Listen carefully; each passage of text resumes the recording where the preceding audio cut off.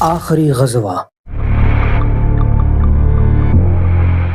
مسلمانوں کی تعداد صرف 30,000 اور سامنے موجود ہے آدھی دنیا پر حکومت کرنے والا رومن امپائر۔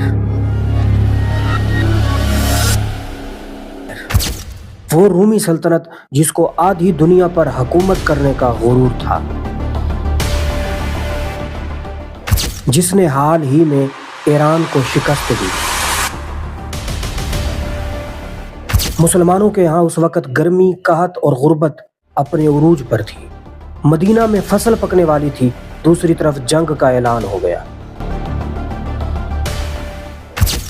یہ وہ آخری غزوہ تھا جس میں پیغمبر اسلام نے بذات خود شرکت فرمائی۔